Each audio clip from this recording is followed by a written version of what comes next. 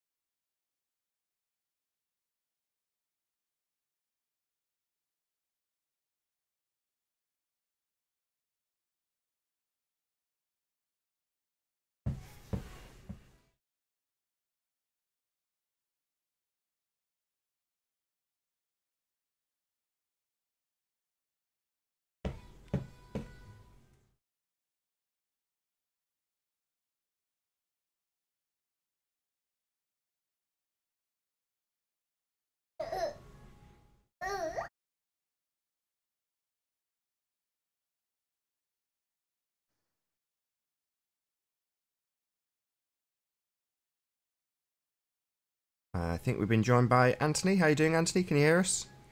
I can. Just give me 1 minute and I'll give you a buzz back. I'm just getting myself upstairs. Okay, no worries. 1 sec. Bye-bye.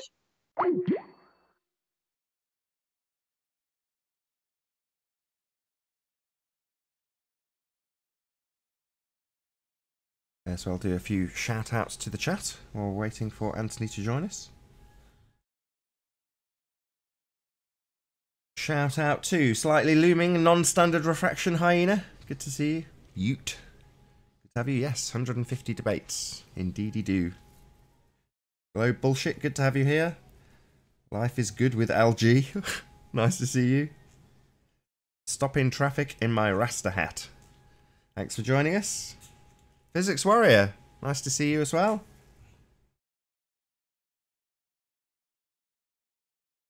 Don't think I've missed anybody. Good to have you all here.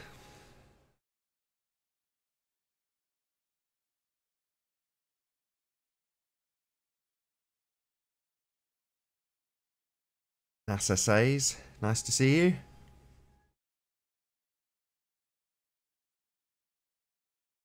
Been a while since I've done such an early show. Don't normally get to do shout-outs.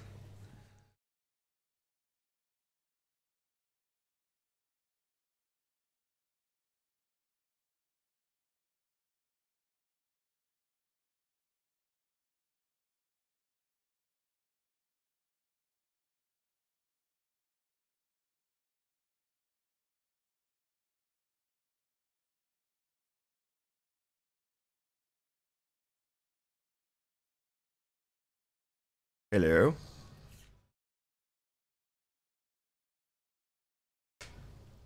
Can you hear us?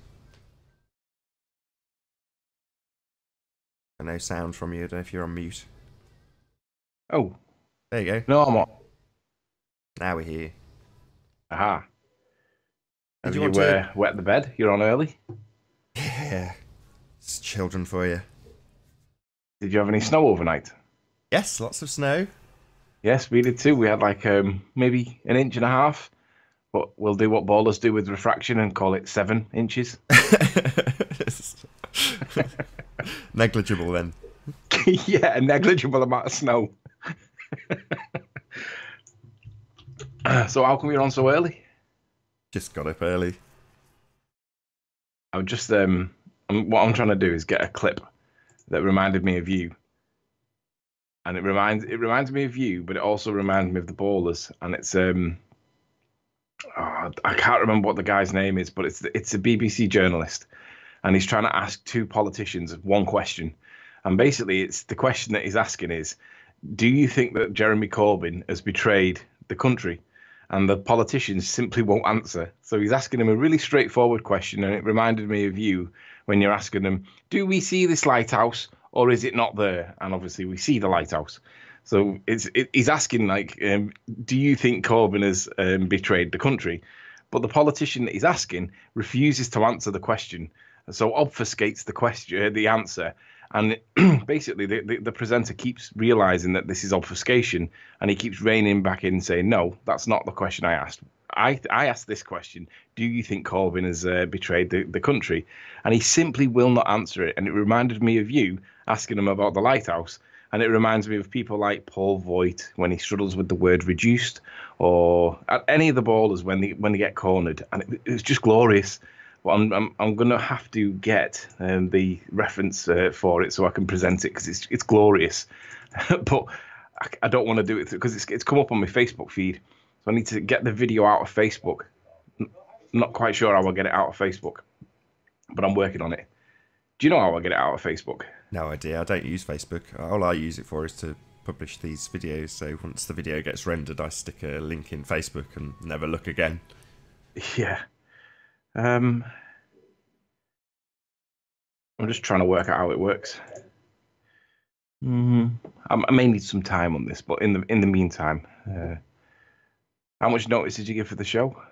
In fact, I've not even had a notify of this show. It happens occasionally. Just the notifications don't go out. I did start it about 8:30 and set it for 10, because if you set the show up for less than an hour's notice, it doesn't put out a notification.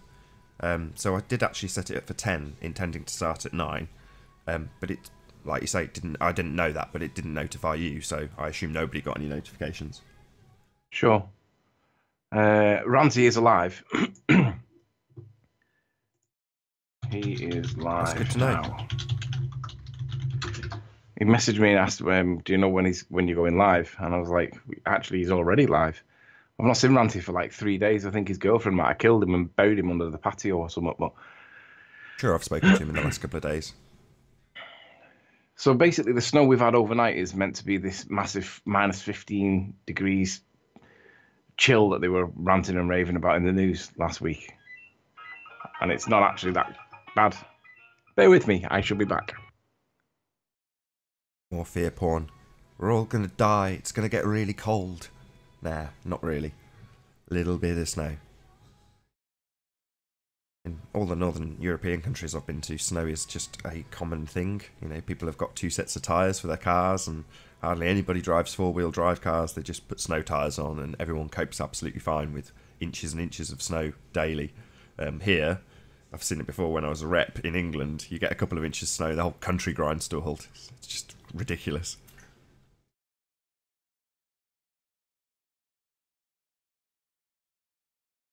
Good morning to Flat Earth, Alaska. Good to see you.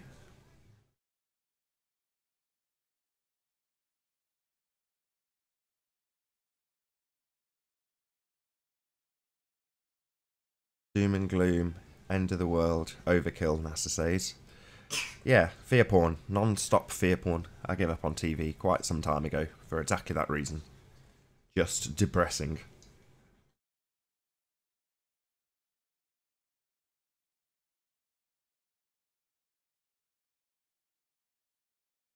Physics Warrior says, the magician is the casual effect for slightly looming non-standard refraction hyena, formerly known as the curvature.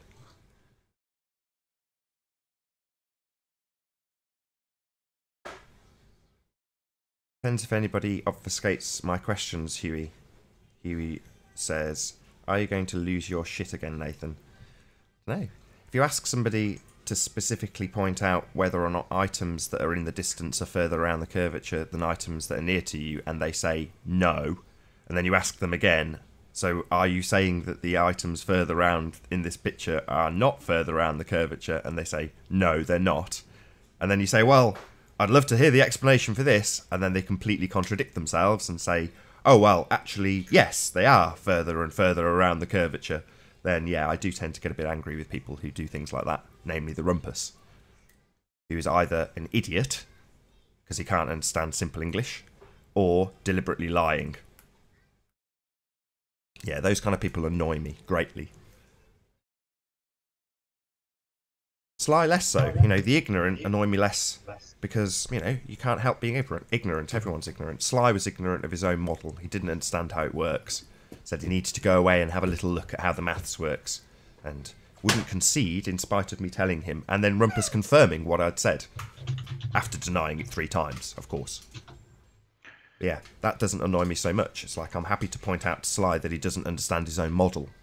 You know, if you don't get that the whole thing's a hologram, I'm happy to point that out to you. Once you get it, I don't mind what you call it either. So if you don't like the word hologram, then that's absolutely fine. I don't mind calling it looming. So long as you accept that looming means the entire bloody island isn't where you think it is. As long as you accept and understand that, you can call it what the hell you like. I'll call it fantasy. I do think Sly understands the model. I think that he deliberately, not obfuscates, but I mean, yesterday he came on because one of the things that he picked me up on was that I misquoted him. And I didn't misquote him. I asked him a closed question. It required a closed answer, and he gave me a closed answer, which I quoted him on verbatim. I didn't do what Sean Huffer does, which is basically try and regurgitate it in a way that isn't the same way that it was said, but sounds similar to what was said, but he's changed the meaning of it. I quoted him exactly, the word for word, what he said. And then that forces him into saying, well, you took it out of context. And I didn't. I asked him, what was the science for the explanation? What was the science for the floaty land that we see in the north of Isle of Man? And he gave me an answer. But the answer is supposed to be the curvature of the Earth, if you believe that curvature is obstructing what we see. The answer is not. The reflection, the inverted mirage reflection that he was referring to that appears to the observer as an obstruction. And that was exactly what he said. And I really wanted to get closure on that point yesterday. Someone battered him and he left, but I didn't misquote you, Sly. I took your words exactly the way you said them. If you didn't mean what you said, then that's not my problem, that's your problem. But I took them exactly the way you said it, and it was in context. So if you're listening, Sly, join us. I'd like to get closure on that point. Trying to find this video. It's not very long, but it's funny. Have you found it? I need to know what this guy's name is. Should be right at the very beginning. Yeah, I don't mind screaming at the top of my voice when somebody is disingenuous, lying, or stupid, Huey.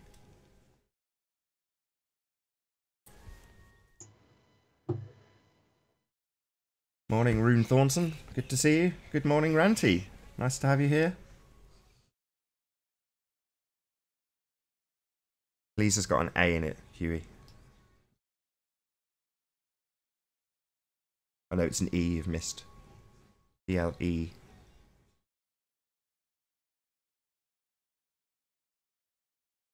I'm just trying to find out where the video originated from so I don't have to play it through Facebook.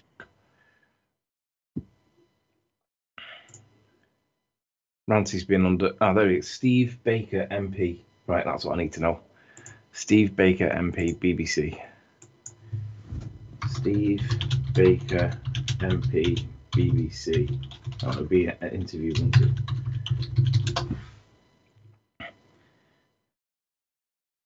Hi, Greg T. Good to see you. Hi, Paper Explanator. Nice to have you here. How far away are the stars, Paper? You have to assume that the sun is 93 million miles away. No, you don't. Of course, we have to assume that the sun is 93 million miles away. We have to.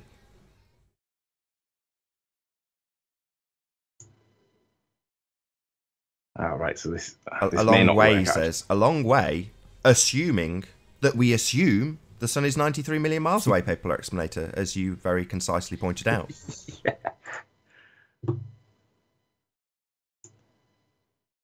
Hi, Typo Brahe. Great name. Hi, Rock Lover. Andres, good to see you. Nice, these calm early start shows.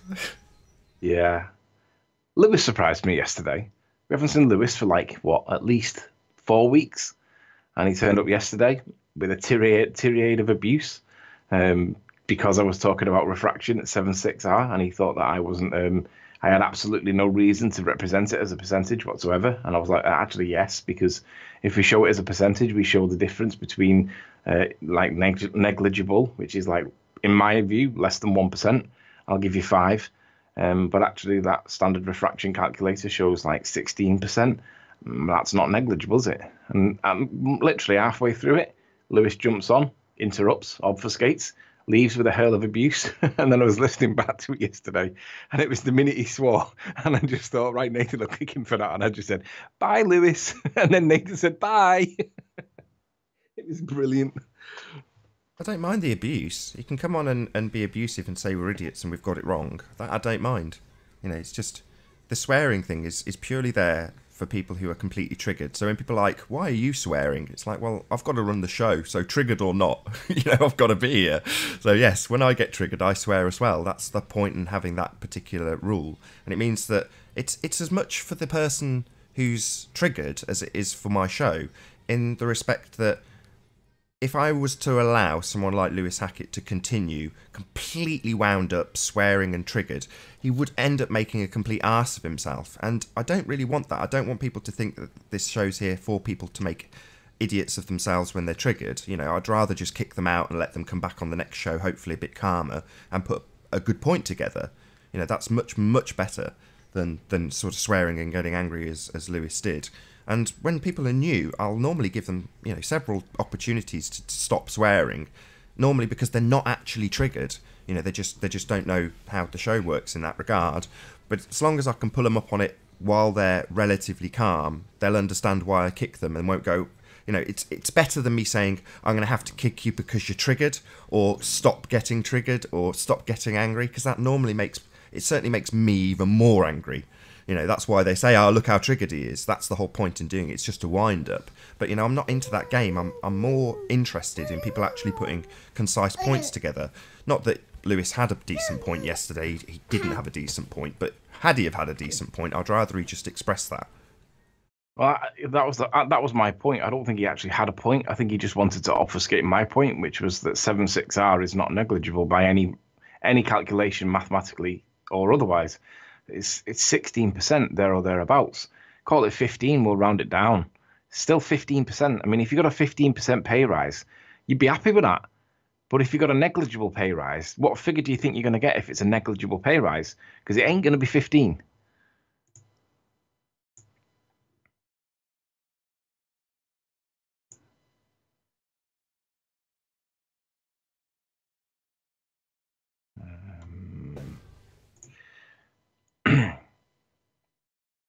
The big problem I have... Oh! Al K. Did you watch his video yesterday? Yeah, I did. Al K, to be honest, he's done really well. I want to give a big shout out to Al K because me and Ramsey met props him. Al K, kudos, excellent photography, and I think that's the comment I put. I think I put excellent picture or words to that effect. Yeah, I want to give him a bit of kudos because me and Ramsey saw either Miles or Al on the top of that little mound. And basically we went straight over because I wanted to confront him. I wanted to see how he would react, you know, confront him, because he is a bit of a keyboard warrior in text. I've seen a lot of his messages and they're not nice. I mean, they're as equally as vile as other people's are. No worse, no better. He's just a typical baller that gets triggered a lot. And I wanted to confront him and see how he got on, and I did, and it was brilliant because Ramsey was the witness. He saw how good and how not good it went, but nonetheless, we had dinner. We bought bacon butties and chocolate and coffees, and sat down, and we spent maybe 40 minutes with the guy. And for all intensive purposes, it were a nice meet. It was like unexpectedly pleasant. And I think he realised that I am actually a human, not some kind of like animal kind of thing. But in any event, he said to us that he was planning on doing some nighttime photography. So I was like, great, what are you doing? And he wants to do the lighthouse from different elevations. And I was like, right. I looked at the camera and I know he's got a P900 and I know he's also got another camera. Now, I know that the P900, if anybody has a P900, if you're not aware, just Google search low light performance P900. And you will see that the low light performance of the P900 is really poor, primarily because it's got a really small sensor, but also because the other hardware that's in the camera is not particularly good for low light observations. So I knew that he was going to struggle. So what he'd done is he'd gone up to St. Bees Head and he had essentially climbed the hardest part of the mountain or the cliff or whatever. And the day that he did this, it was bitter. It was absolutely freezing. The wind was so cold. He was climbing it with all his kit. Yeah, it was so cold. I mean, me and Ranty had been out in and out of the car all day, so we were relatively warm. We were able to warm up as we were getting cold, warm up as we were getting cold. He was stopping in his hotel, so he was able to get prolonged periods of getting warm again, but then he'd be out for prolonged periods as well, whereas we were in and out the car, so we had the warmth from the car, so it was nice and warm. But he didn't have that. He was out long periods of time, and it really was bitter. And what he did was he got Mackle Lighthouse, and he got the Point of Ayr Lighthouse, which is the northernmost lighthouse on the island, and he got them both from the St. Bees Head. Now, I didn't know he was doing this, but in the past we spoke about it, and I'd said you can get Mackle Lighthouse from the steps where Miles Davis was sat. And he was like, I've tried doing that twice and I've not got it. And I was like, it's because you've got a P900. And he's like, nah. He was quite dismissive, but it is true. That is factually the case. It is because the P900 is naff at night time. But what he's done to get the Mackle Lighthouse this time is he's gone up Point of Ayr Lighthouse. He's gone up the St. Bees Head, an elevation of around about 300 feet. But he's done it at dusk. Now, obviously, at dusk, there's more light. Right? If you were to do that same observation and it wasn't dusk at the same point, you would struggle getting it because the camera can't focus. It doesn't know what it's looking at when it sees a screen of black, which is what the P900 sees it as a screen of black. It's not able to distinguish very well between the little tiny light that is the lighthouse that's 30 odd miles away to the rest of the picture. It just can't do it. It's not capable of doing it because it's not got a big enough sensor to be able to resolve the information that you can see with your eye, but the camera can't see it. It can't focus on it. Even with manual focus, it's really difficult to find it because you can't even see the horizon at night time. So you have to do it at dusk. Now, when he's gone up there, he's done it at dusk. And, you know, to be fair to Al, he's got the lighthouse, which was brill. But then he's come back to where Miles the Liar Davis was stood at the lowest elevation, which is, 25 feet off the water, and I see you getting muted, Nath. He couldn't get it, and he thinks it's because of the curvature of the Earth. But I said, well, if I can get it with a different camera, would you accept that we can see it? And he was like, well, yeah. I was like, well, if we can get it with another camera, perhaps it's down to the camera, and perhaps it's actually there, and we see it. And he was like, well, refraction, low tides, all this nonsense. But again, I'd told Nathan prior to Nathan coming up with us that we could see this with the naked eye without much work, provided it was clear enough, it wasn't a misty night or it wasn't overcast. I said to Nathan that you would see that without trying and it would be there, naked eye. And sure enough, we went outside, there it was. Tried to get it on the P900, wasn't having it.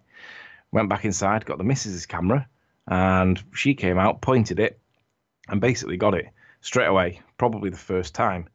And I think, I don't know, it depends. It's probably worth showing like some of the stills out of Al's video so that people can see what Al got in relation to what we got. Because I think you'll see the difference in the comparison. You'll realise that there is a difference between the two observations, and the difference is how much ambient light there actually is, which is the reason why he got it on the P900.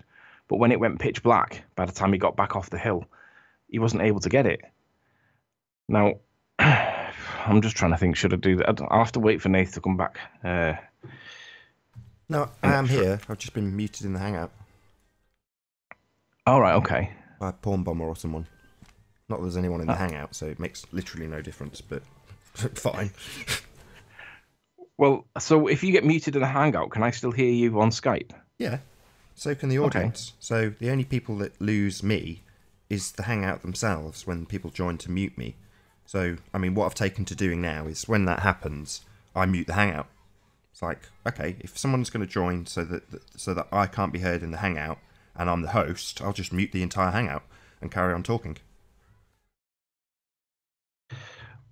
What's your view on playing a couple of stills out of Alkay's video? It's up to you what you do. If you want to play Alkay stills, that's up to you. Do you want to play them? Okay. Do you want me to present you? Sure. Just give me one sec while I find it. No worries. Just let me know when because you're ready. I want to give the guy kudos because he's done something good.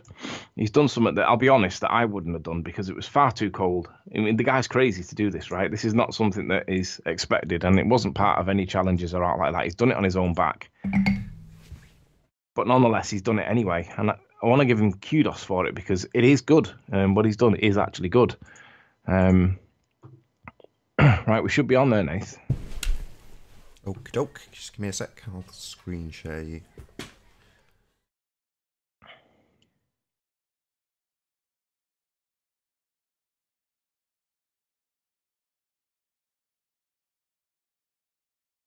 Got a picture of St. B's head up, yeah?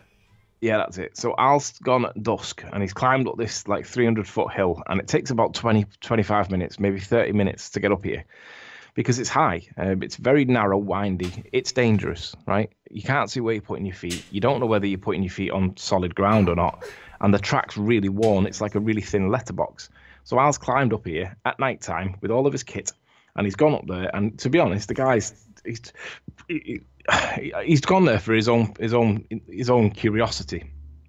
But what he's doing, he's got his P900 set up, and he's using his other camera to record what he's seeing. And he shows that the Mackle Lighthouse can be seen clearly, but look at the light. The key thing is the light. It's not that he's getting the elevation, it's that he's getting the light, the ambient light in the background. So you see it in a sec. It should be around here somewhere. And it's 3 flashes. So when you see the 3 flashes, you know that you're looking at the lighthouse. Come on. While we're waiting for it, it's obviously not going to happen, but it happens every 30 seconds. It's a 30-second cycle. So there you go. There's 1.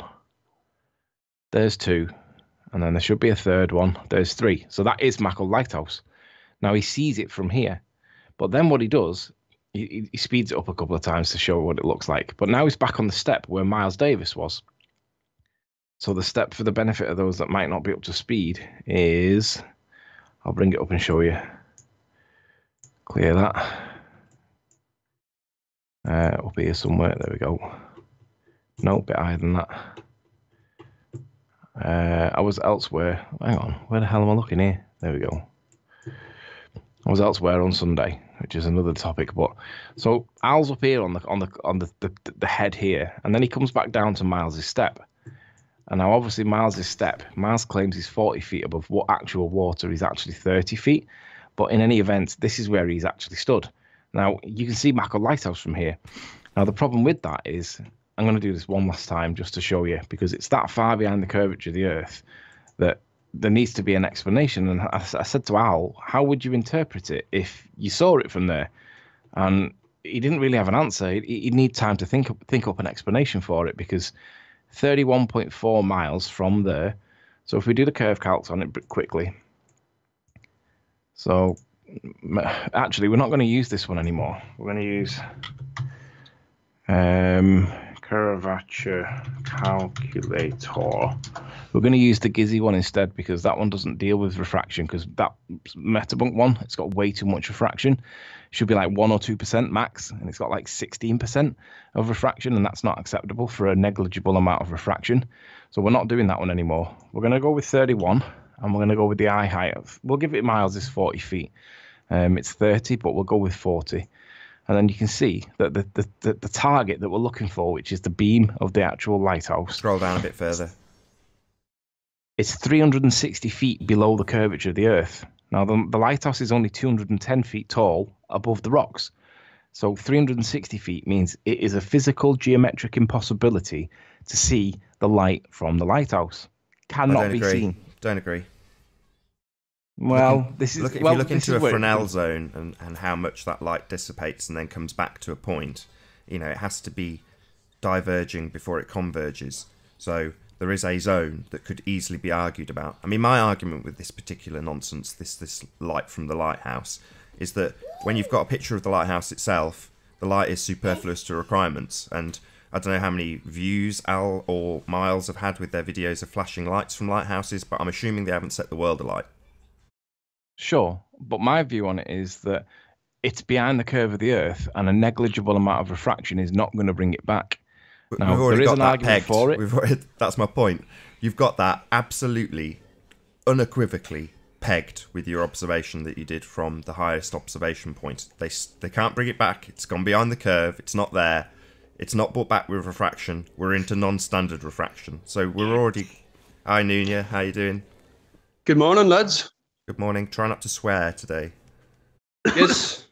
I'm on my best behaviour today, lads. Excellent. Good to have you. Thanks. You were the Northern Irish guy from the day before yesterday, yeah? Yes, that's me. Oh, I remember. Well, the thing is, though, Nathan, I mean, me and Nathan don't really agree on this one. It's not a big deal, ultimately. We've already got the evidence that is the lighthouse is still behind the curve of the Earth, including the non-negligible refraction on the Metabunk calculator. Still behind that, so we're into non-standard refraction to pull it back, which means that we're looking at a mirage, or we're looking at a hologram, or whatever word you want to describe it. We're not looking at something real. We're looking at something that's not real, and it's some kind of optical illusion, like a magician. That's if you accept the heliocentric model, which is that we live on a ball Earth. Personally, me and Nathan don't buy that, but we have that in the bag. That one's there, and it's not going to go away. But this is an interesting one because it's done at night time, and the problem with it is you can't see the coastline, you can't see the shoreline, and that's the problem. But we may have a solution for that, but that's another topic. But it sits at 210 feet, so it's got like 150 feet's worth of refraction to bend itself around the curve of the Earth. Now, because of the Fresnel lens, what it does is it diverges the lens, and then it converges once it gets past its focal plane.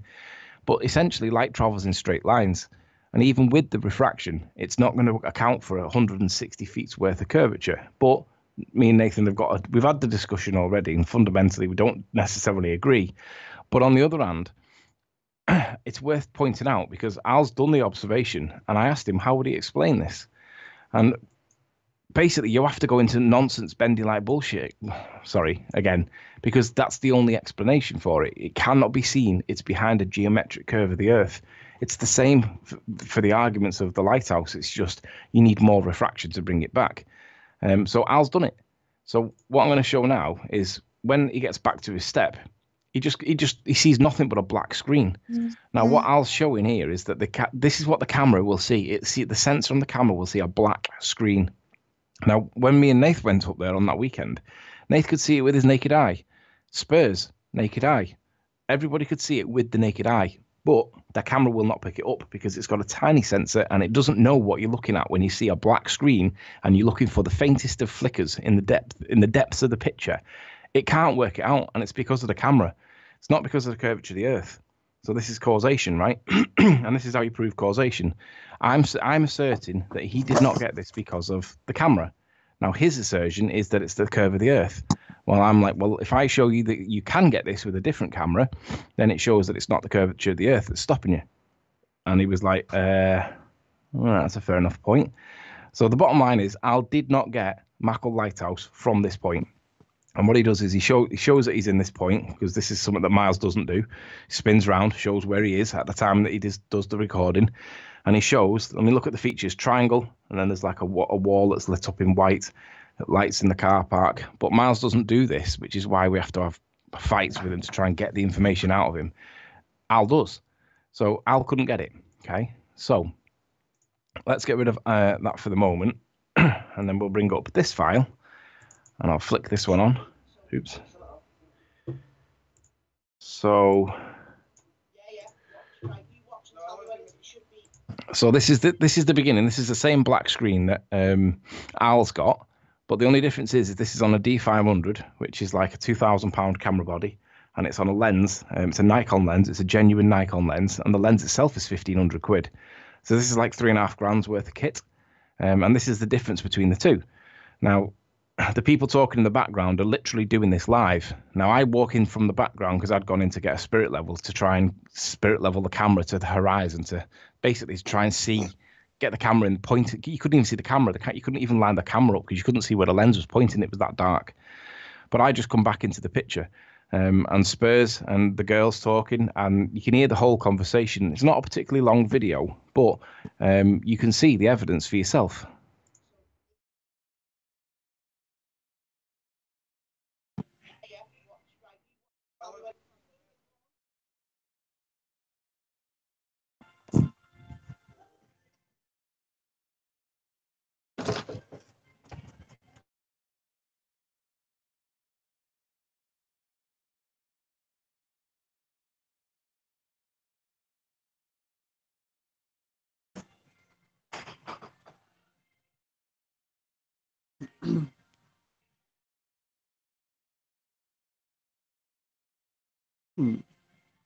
Got black screen, no audio.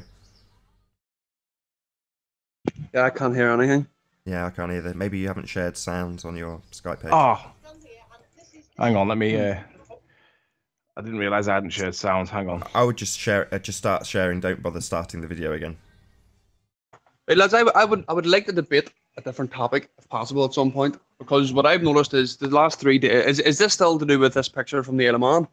No, this is to do with the lighthouse. It's to do flashing. It's to do with Al. No, my bad. All right. Well, I would. Okay. Right. So, yeah, I would like to go on. I would like to talk about something else at some point, but no, do what you are doing there.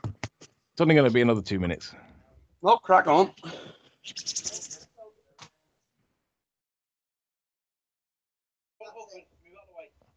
So basically, what she's showing is that we're getting the flashing light again. Great, so I can actually zoom in even more. Right, I was only like halfway then, you know. Zoom in more. Right, okay. And then speed it up a bit. And then she spins it round. There's Rumpus. And there's the same place that Al was at. There's Sean Hufford.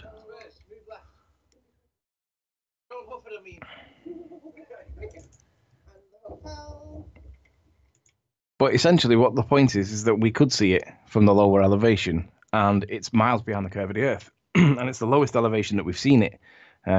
It could probably go even lower. I mean, didn't fancy going onto the beach in the middle of the night, but it could be done. Mm-hmm. That'll be the next task. See how far into the beach we can actually see the light, because it's supposed to be behind the curve of the Earth. But anyway, shout out. I can't argue with that, lads. I can't argue. You know, I mean, I don't know the maths. I don't know nothing. So I mean, you know, I have nothing to say against that.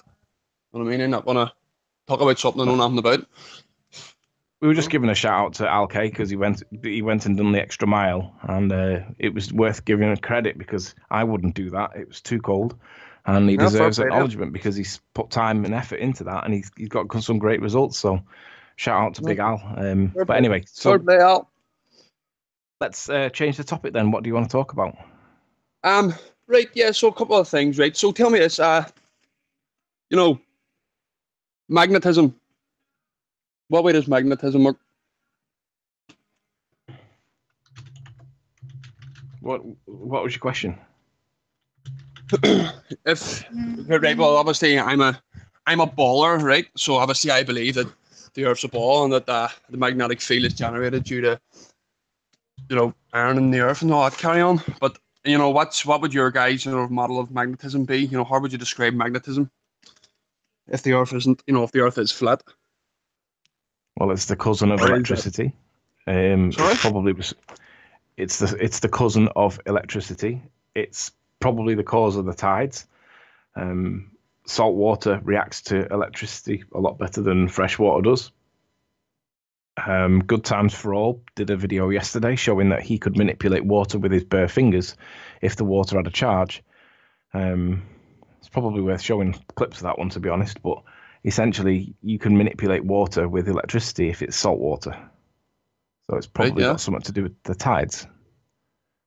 Grand. But what I'm saying is though, where does magnetism, like, where do you in your model, where does magnetism come from? How does magnetism generated? Because obviously I believe that it's to do with the shape of the Earth and carry on the iron in the core of the Earth and stuff. All right. So you think that magnetism comes from the iron in the core of the Earth? Yeah, well, magnetism, as far as I'm aware, is to do with the iron in the core of the Earth and the Earth's rotation and stuff, generating a magnetic field. Sure, And of course, obviously, which another point to it, I would say is, if you can witness the aurora borealis, what's that as well? Do you know what I mean?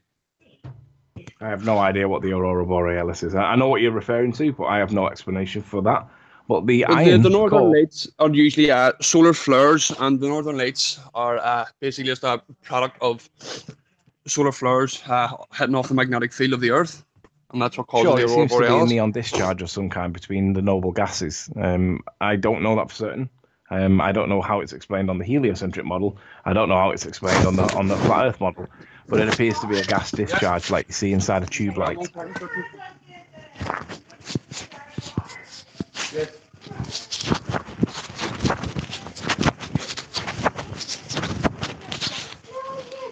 I know everyone says that all the time,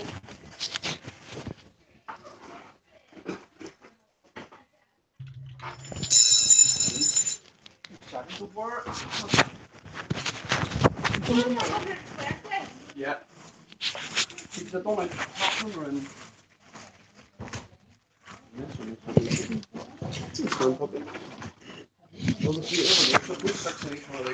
Because Colin has one in the wash and he needs to. The computer can't get in there because they're there in the door's locked. Here, there's 6 here.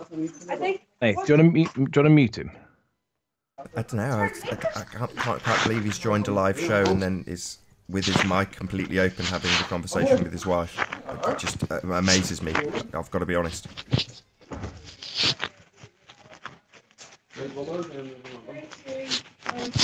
Mute him and let him come back. Okay.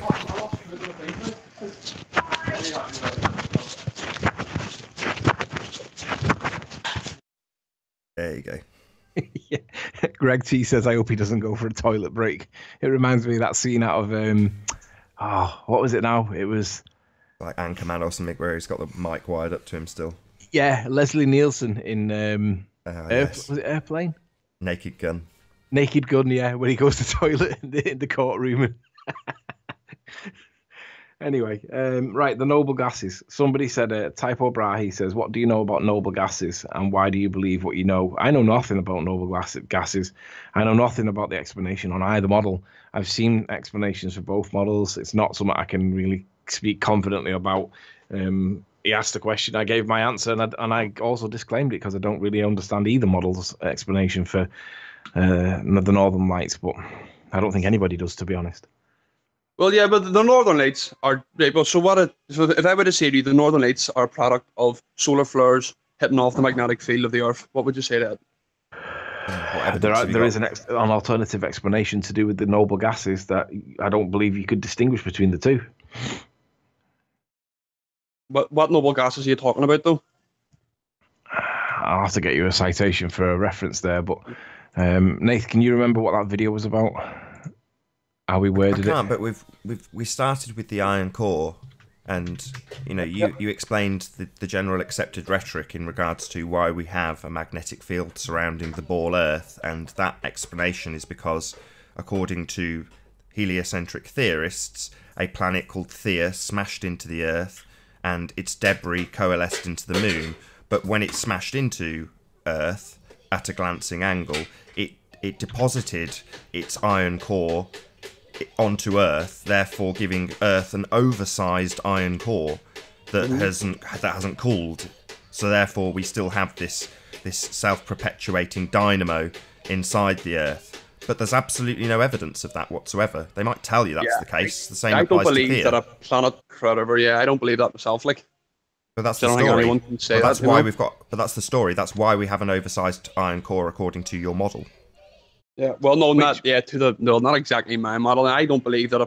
I just believe that over billions of years, whatever, generator accumulated and stuff. I don't think that it necessarily has to be that this planet crashed into our planet in that way. All right. So you and asked, that's originally right. your question was about magnetism, right? Yeah, yeah.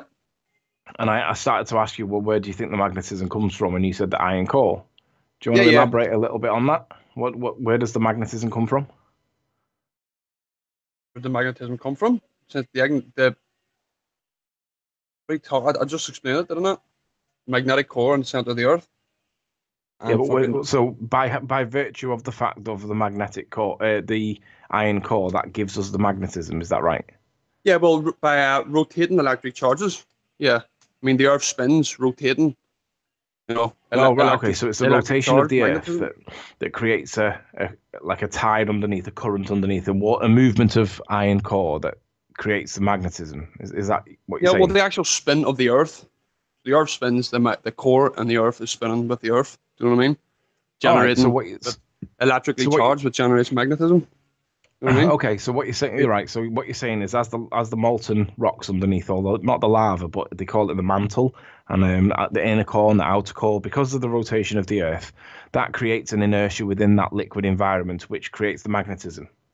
I'm not. Listen, I'm not going to say that because I'm not 100% sure. But all I'm saying is that from what I understand is that magnetism is generated from the iron core within the Earth, electrically charged, spinning. Do you know what I mean? Does that not Right. make this? You know, if you run an electric charge through a wire, wrap round and round and round and round a nail, it's going to create a magnetic field. It just does. Sure. That's how, you know what I mean? It's Okay. undisputable. Do you know what the Curie temperature of iron is? And I'm not asking you for a number, but do you know what the Curie temperature is? The what temperature? Sorry. Curie is spelled Curie. No, I actually don't, mate. No, why? The Curie temperature is it's the point in which substances are no longer able to conduct electricity. Iron has got a Curie temperature of about 700 degrees, and if you have iron beyond its Curie temperature, it no longer conducts electricity. Were you aware of that? I wasn't. No. How do you? I mean, like, is that a definite fact? Yeah. Sure. If you just are you sat in front of your computer or are you on your phone? No, mate. I'm on my earphones here. I'm not. I'm in work. So I'll have to do it for you, but I think Nath just stepped off for a drink. No, So I'm what here, I'll have to I'm do here. is, I'm here. all right. So if I No, I doubt you're gonna lie to me. You know, I don't doubt you're lying to me. You know, what I mean, I don't think you're trying to pull one over on me. So I don't, accept what you're saying. No, I'm not. I'm just going to show you some science that hopefully yeah, go ahead. You might be able to appreciate at least where I'm coming from, even if you disagree. 1 sec. Let me know, Nath. Mhm.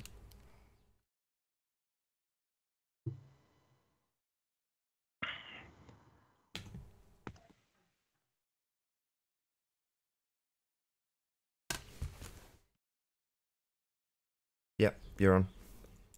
All right. So if you just go to, can you see my screen, dude? Yeah, 1 second there, wee second. 1 second. Yeah. So if you type in the Curie temperature of iron into Google, it gives you a value. It gives you a temperature in which the Curie temperature is met. And then you can click what is meant by the Curie temperature. And it says in physics and material science, the Curie temperature is the temperature at which certain metals lose their permanent magnetic properties to be replaced by induced magnetism. The Curie temperature is named after Pierre Curie, who showed that magnetism was lost at a critical temperature. Now, in this case, the temperature of iron, the Curie temperature of iron is 1,000 degrees. So at that point, it loses its ability to have permanent magnetic properties.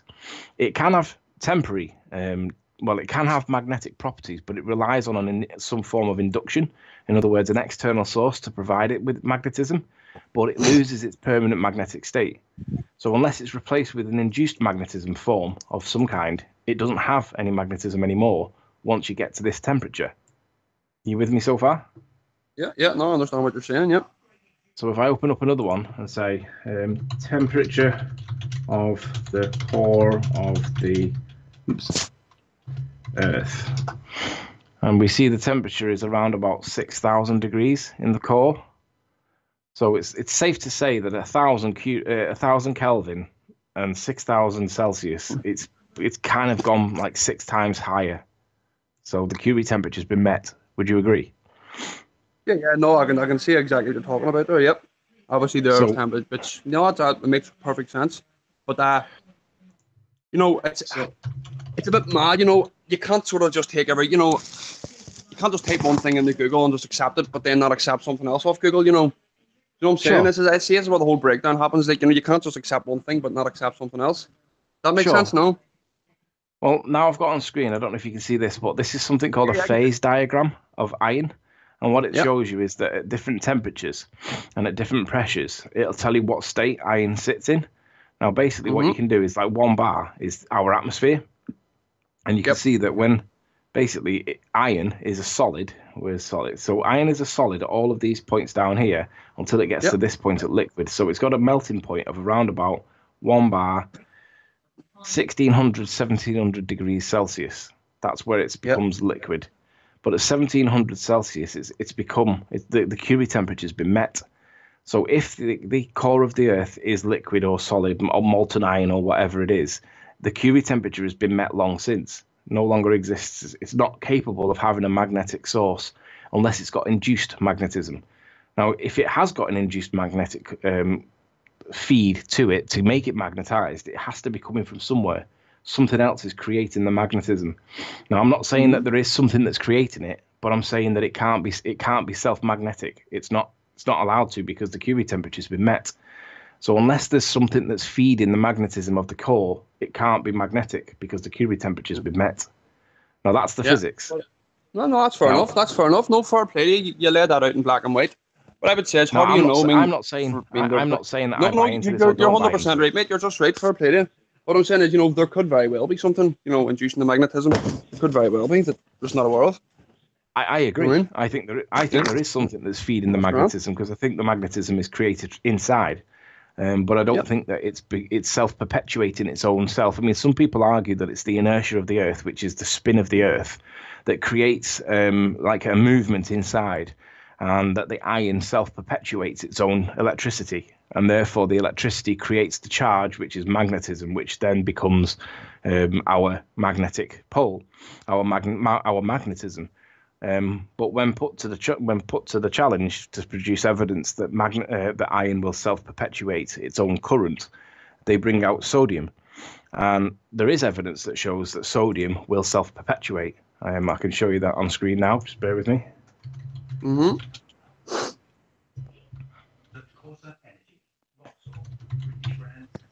Molten sodium.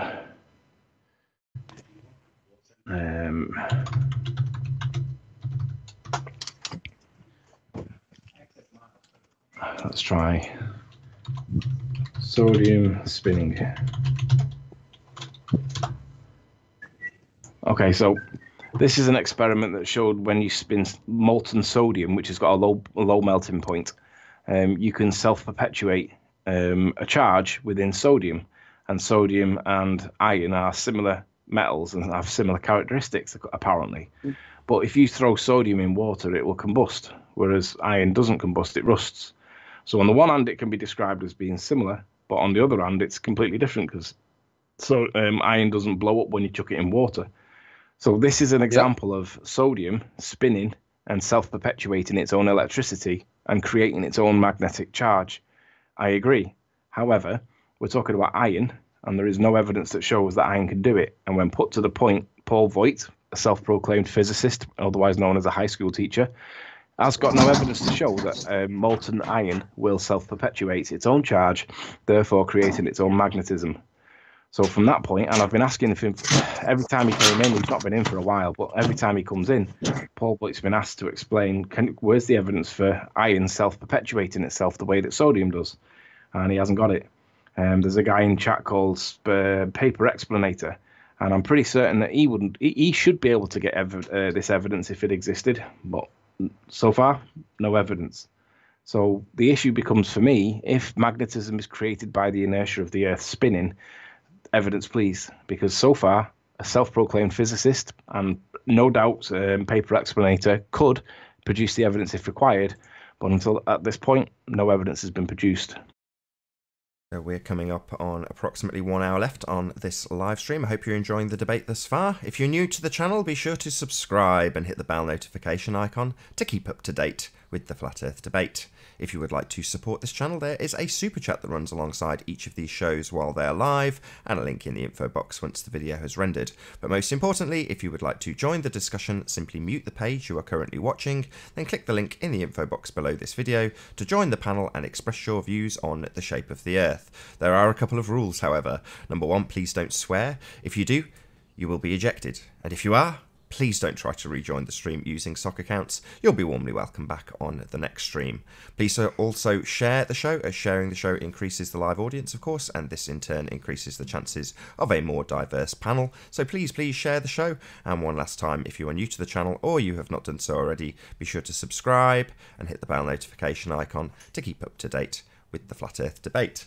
And we have got a new guest in, so I'll just say a quick hello. How you doing, new guest? Can you hear us, Netty Voyager? I don't know if I'm on. You are. You are on. Did you have something you wanted to say? You've gone immediately on mute. Don, is this working? Yeah, it's working. Ah! Yeah, it's working. It's all good. All right. Yeah. No, I was just getting on, just really talk about this stuff, It's like, it's interesting. The thing is, you can't see a curve no matter how hard you try and measure it. It's just going to be a flat fucking line anywhere. No, please don't swear. Oh, yeah. You can't see the curve. Even if you try looking for it, you're just going to see a line. Yeah, I agree. You can't look over the curve, not unless you go high. If you're flat on the floor, you're like eye level, you're never going to see a curve. You have to go up in the air to see the curve, to look over it. Yeah, there's no curve. Completely agree. I'm not saying there isn't a curve. I'm just saying you can't see it. Oh, I am. I'm saying there isn't one. Right. And which way does the curve go? Does it go over or does it go up?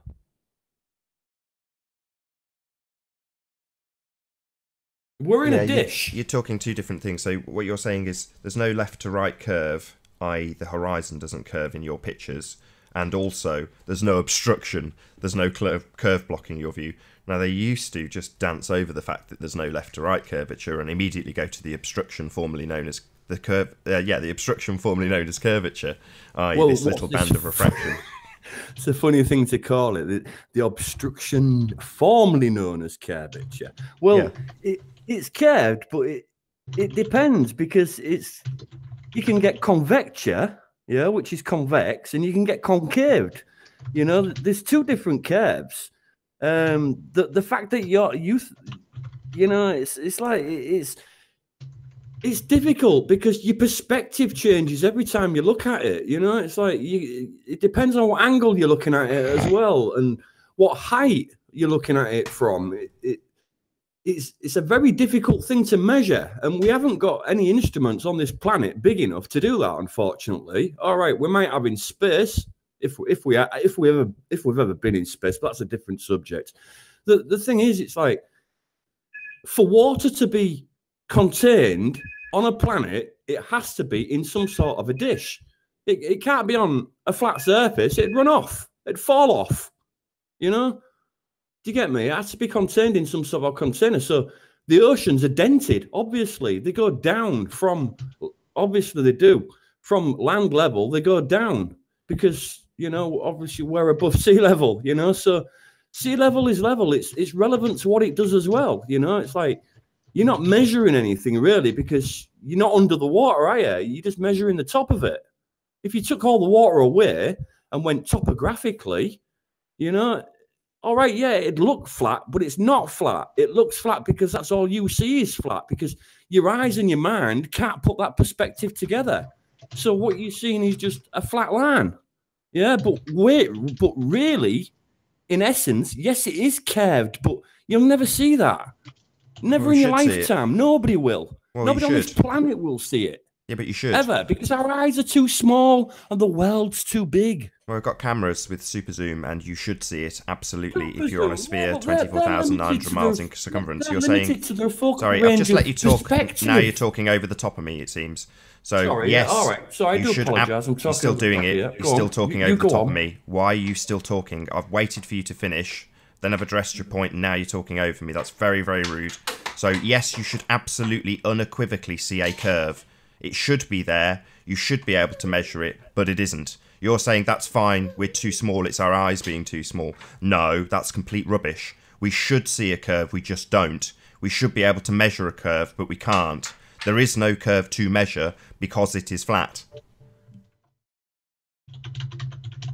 Yeah, it's flat because it's flat on its perspective that it is, but it's not flat altogether. You don't get this. You see, what you're seeing, yeah, is you're seeing flat.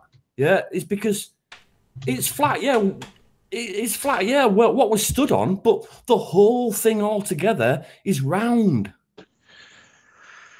I think I'll just state my position. I think this guy's trolling for the fun of it. I don't think he genuinely believes this nonsense, and he's derailed a really good conversation about the Curie temperature and molten cores. So, is his value? Unless you've got really something credible to say, mate, I think that you're just wasting our time. Now, I think you're wasting your own time. Have you seen the core? Have you got any evidence of a core in a planet? No, neither of you. No, neither have I. So why are you speculating over something that doesn't exist? We're not, you complete imbecile. That's not our speculation, you retard. That's your speculation for your idiot globe that you think you live on. Why do you think we live on a flat surface? An absence of curve. Where is your proof of this flat surface? This complete flat surface. I'm not just on about Soundly. a little bit of flat surface. I'm about the complete Soundly flat is my proof surface. of a flat surface. It's what we made. We made it flat. We dug it soundly out, is and my we made proof it flat. of a flat We plane. built flat buildings on it. Soundly Because is my proof of a flat plane. If you walk on a curved building, it hurts your legs. Are you actually a human or are you a bot? Do you mean I'm a human or a bot? You weren't responding to me when I was talking to you, that was all. I didn't hear you. Sorry. I do apologise again. Soundly is my proof that we live on a flat plane. You can't do it. You can't prove it. Soundly proves it every time he puts his camera up. Sorry, he just said we can't prove it. So for the last God knows how many shows, we have shown a demonstration of a single observation from Isle of Man. This observation has been repeated, so you can go out and repeat this. However, while I get continually muted in the Hangout, that observation, when you model it on a sphere, does not demonstrate the curvature that this guy in the Hangout thinks is perfectly acceptable to not be seen. Correct, we can't see it. Correct, we can't perceive it. Correct, we can't measure it, because it's not there. Not because it is there. That is the biggest load of old nonsense I've ever heard. When we model the observation, we see that we can model it flat. We can draw straight lines to all the things that we see in the observation when modelled on a flat plane. We can take simple angles and do trig calculations like surveyors do when we model it on a flat plane. When we model it on a sphere, the first thing you notice that's pretty obvious is there's no curve. Even though there should be one, it should be calculable, you should be able to measure it, it just simply is not there. So there's no curve to be seen, there's no curve to be measured, but coincidentally, if you believe you're on a sphere, you can measure it on a flat plane and take simple trig and simple straight lines to measure everything. There is no curve. The fact that we don't see one isn't something to just be washed or brushed under the carpet by you as though that's not an issue. It is an issue. There should be a curve if you live on a sphere. Right, yeah. There should be a curve if you live on a sphere, yeah? All right, yeah, I get all your calculations and all that to do with all that, yeah. But what I'm saying is you'll never see the curve, no, but it's there. Well, that's just a complete nonsense that you're asserting from complete incredulity. I've just told you that we've taken an observation from a position at St. Bees and the photograph demonstrates zero curvature. It should be there, we should be able to measure it, but it isn't. And you're saying, well, the fact that it isn't means it's curved. Are you a complete idiot? No, because the light is indirectly refracting at an angle. Right. So you're into refraction. The air anyway, wouldn't it? You're into refraction. So I'll say it one more time. Dispersion, actually. It's not refraction. On our model, no refraction is necessary to be modelled in order to take straight lines and do simple trig. It's just not to necessary, measure. But it's there. Sorry, it's a physical entity that exists, but it's not really important. Just like my curve isn't important, but your physical entities are that you invent that you think that are there, but they aren't.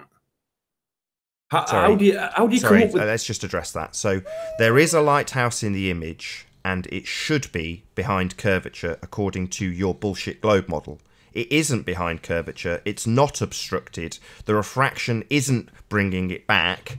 It's nonsense. The refraction fails. So you have to go to something else called non-standard refraction in order to make this observation work, where you should see a curve but do not see a curve. So you continually reasserting that, now we don't see a curve, but that's perfectly normal, man. No, that's not perfectly normal. That's why we've had the debate for about 80 shows. Well, yeah, I know that, but I mean, what's non-standard refraction? I don't know. This is your nonsense for your model that you think you live on. Why are you asking me when it's not my nonsense? I'll explain it again for the guy who's hard of hearing. In our model, the one that we use to represent the Earth, we don't use refraction. It isn't necessary. That band-aid theory that you guys slap onto your theory when it fails to represent the actual observation, i.e. the lighthouse isn't obscured by the curve you think it's cool to not see. When we model it, there is no need to factor in refraction. You guys can't represent the actual observation using your model alone. So then you move to band-aid theory number 1, which you are now asking me to detail to you. You should understand your own bullshit. Don't ask me to detail your shit to you. It's your shit. Understand it. Don't ask me to explain it. I don't need it for my model. You're swearing your head off at me like a docker's wife. What's going on? I'll talk to you how I choose. If you're a retard and you don't understand simple facts, that I don't need refraction to account for it on a flat plane, you need it and you're asking me to detail it to you. Well, I don't understand things that people try and make up. Yeah, I don't understand things that people make up, like refraction, where it's not necessary either. Look, but I'm not asking you to detail it to me, am I? Know that? Yeah, refraction is there. It does exist. Prove it. Prove it. You use two crystals and you bend them at an angle and it creates... Are you a complete idiot? I ask you to prove refraction, the light bending through the air, and your response to me is crystals. All the time, it's called a diffractor. Crystals don't prove refraction. Yeah, they bend at two different angles and they diffract the light. And so that proves that crystals can bend light. That proves crystals, dickhead. Yeah, but it's to bend light. We bend the light with crystals. Did you not hear the word refraction and understand that that's part of your bullshit model? Did you not understand that? No, but it's there. It exists. So prove it. My question was prove that it's there, and you're now talking about crystals like some twat. Yeah, they prove that it's there because they bend the light back into the angle that they're supposed to be. So how does that prove that refraction is applied to this lighthouse? How does that prove that refraction is happening in the image of the lighthouse? How does that prove that it's happening in the image of the lighthouse?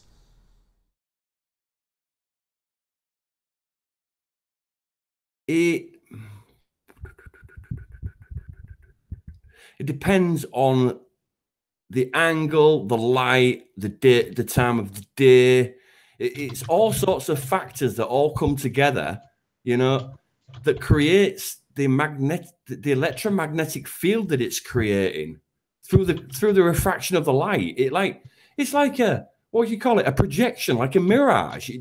It bounces an image upside down off the inside curve of the atmosphere and then bounces it back down as a light image into the refracted light. So you see it as like a wavy mirage, but it's upside down, do you get me? Because you can't see it the right way up because your eyes don't see that sort of thing. You know, when you're looking through a telescope, you see everything upside down. You've got to use a mirror to correct that, to turn it the right way up again. So, you know, when people say what's above, you know, so above, so below, it means that we're living on an upside down world. Are we? No. Our eyes always see upside down. So everything that you think you're seeing is upside down. That is That quite sounds as possibly ridiculous the as the single ball. most stupid string of words I have ever heard in my entire life. I think me and the entire audience are more dumb for having listened to that. I'm glad you think that, but you know, it's nice to hear a different theory and a different dumb idea, isn't it, than going on about a flaming lighthouse for 6, 7, 8 months. Come on. Oh, so you've been paying attention to the lighthouse that isn't there then? You understand implicitly, I assume, that the lighthouse physically isn't there on your model. You can't see it, you don't have a direct line of sight about it. You seem to have joined to obfuscate the question away from this, but then you find it very tricky to actually answer any of the questions that are put to you in regards to this observation. Those questions being, why is it that on our model we can take straight lines and simple angles and do trig calculations to work out exactly where it is, and it is where it is? What do you know? Whereas in your model, it fails to account for the observation at the first hurdle. It's not supposed to be there, and it is. Therefore, your model immediately fails. You don't seem to want to address that. You just seem to say that we've been talking about it too long. Like a prosecutor who's saying, yes, we've got fingerprints on the gun, and we've got CCTV footage. And the defence says, the guy just keeps saying the same thing over and over again. Don't listen to him, jury. He just keeps repeating himself. Repeating that they've got CCTV footage of the murder and fingerprints on the weapon.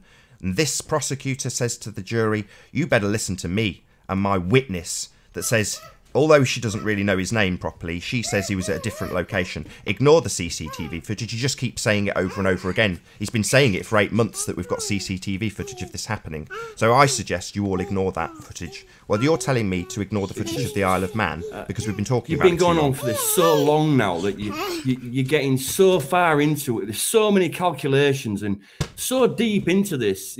No, wrong. I'll say it one more time for the hard of hearing or stupid. There are no complicated equations to be done on this observation. You only have to apply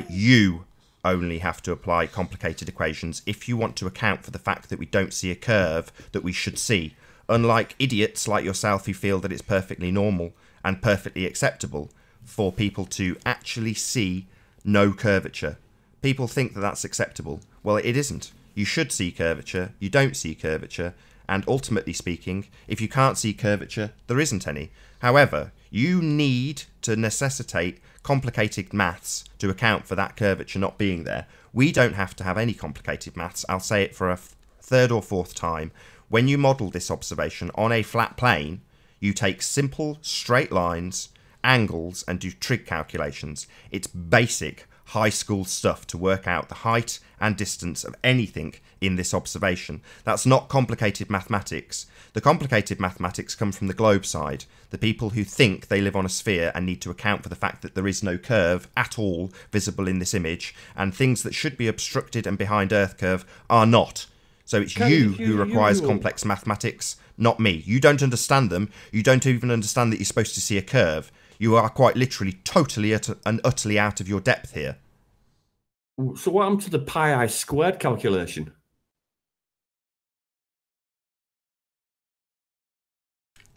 Sorry, what the hell are you babbling about now?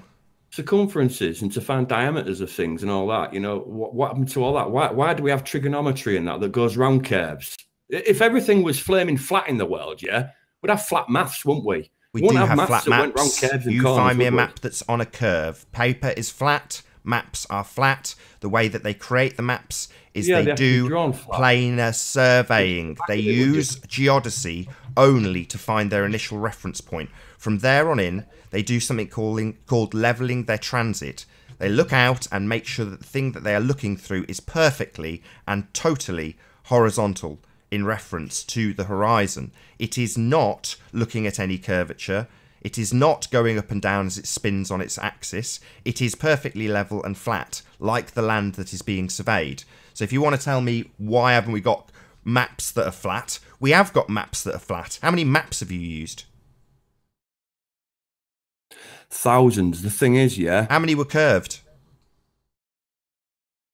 You see, it's like this. Sorry, and my question was, how many of those maps were curved?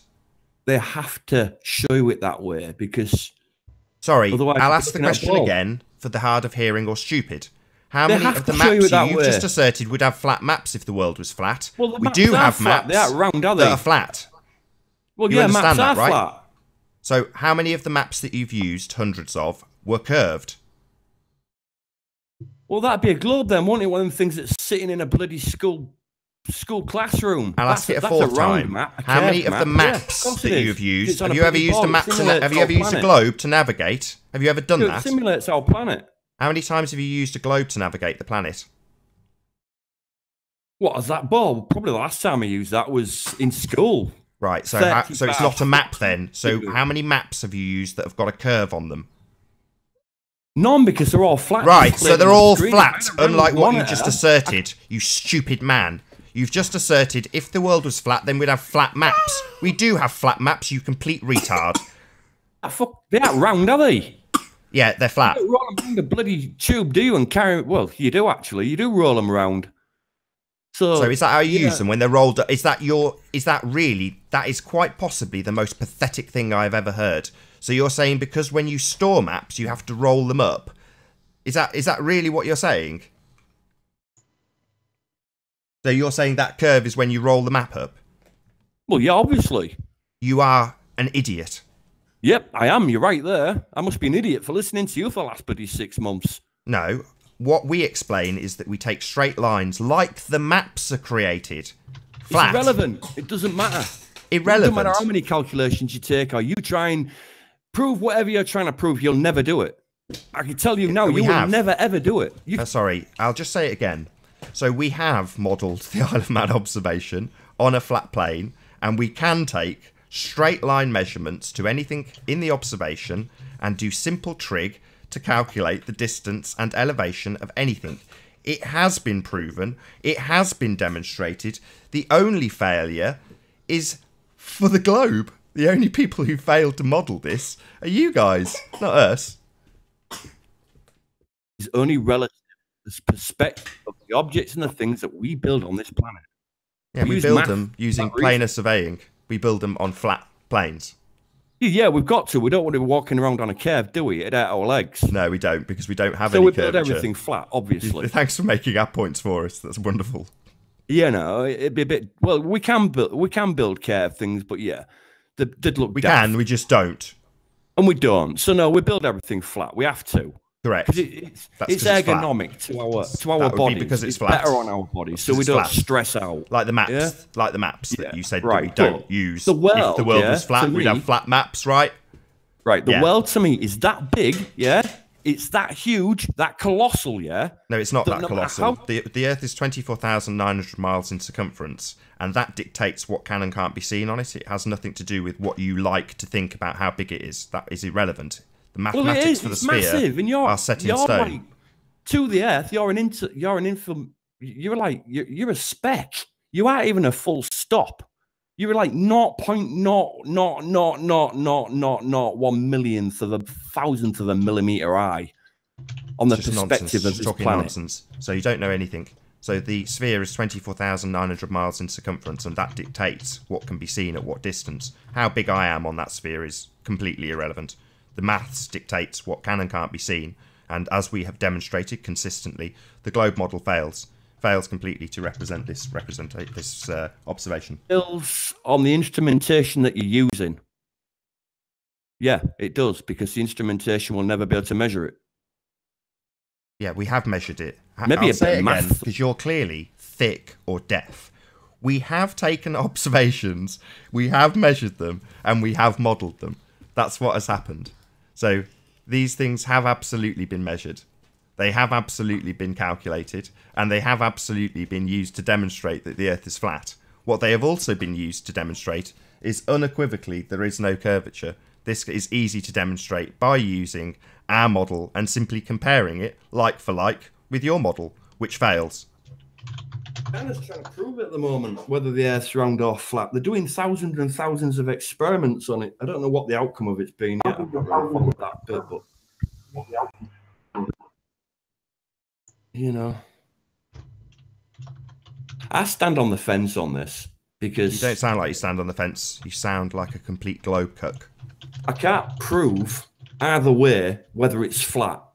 Right, I know it's round because I've been told my whole life. We can, and you think we're wasting our time by doing 80 shows on it. We can prove it and have proved it and have demonstrated that the Isle of Man observation can be measured with simple straight lines, simple trig, and simple calculations. We can demonstrate it. You can't because you're doing nothing but coming on here and trolling us. You are a keyboard warrior and a troll. That's all you are. We are out there in the field demonstrating that the world is obviously and observably flat.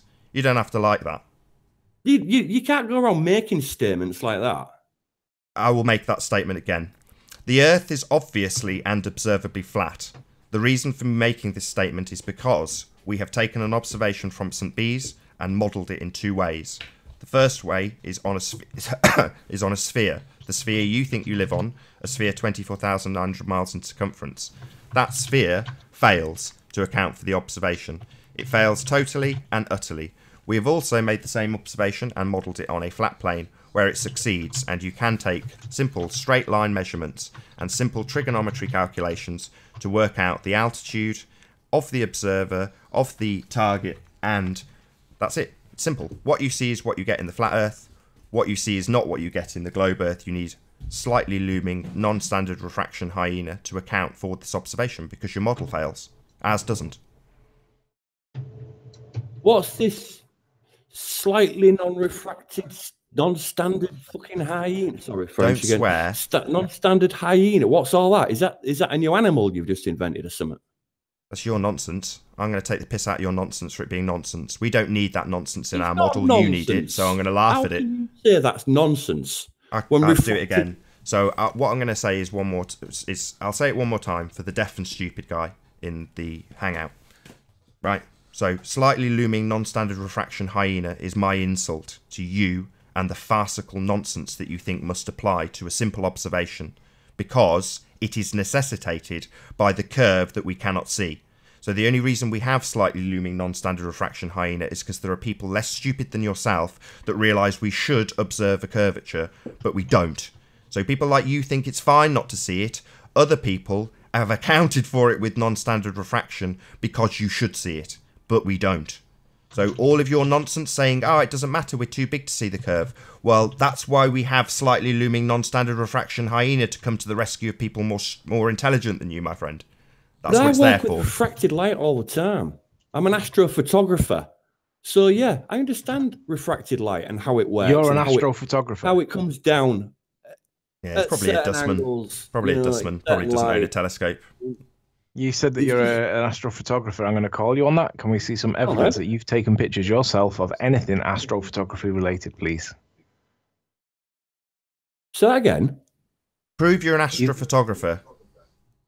Show us some evidence that you've taken yourself of anything that's astrophotography related, please. I don't do that. Just a picture. Anything you like. Anything you've taken with your telescope and a camera attached to it. That's going to take a while to dig out. A come while. on. You're an astrophotographer. I've got a video that I could bring up that I've recorded from YouTube, which is the thing I claim to do. I could do that in 10 seconds. You're telling me it would take a while to dig out your astrophotography, something you claim to be, that you claim to do. What Why would it telescope take have a you got? while? Why would it take a while? Man. What telescope have you Not got? on my computer. I'm going there now. I'm having a look. But, you know. What telescope have you got?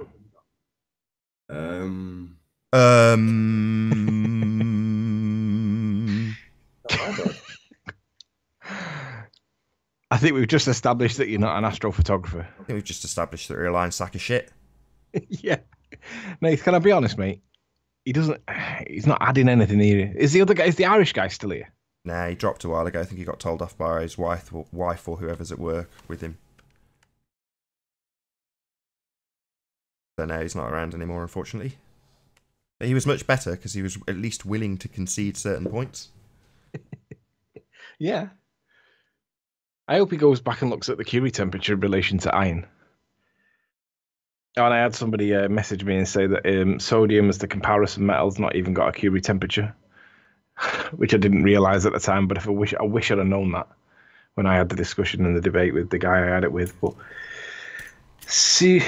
Sujiri, your model cannot explain tides, seasons, currents. Really? Have you not been keeping up to date with the flat Earth debate? Actually, thinking about it, explaining doesn't mean proving. And if you think about the heliocentric explanation for the tides, i.e. the moon, then you can't prove a causal link between the moon and the tides because we see the moon once a day, and then for the other half of the day when we don't see it, it's around the other side of the ball. But we have 2 tides a day. So how is it that we have 2 tides a day, but we only have 1 moon? We only see it for like 12 hours. We should only have the 1 tide. There's no explanation to this to show. In fact, actually, come on, Jury, explain how the moon causes 2 tides a day.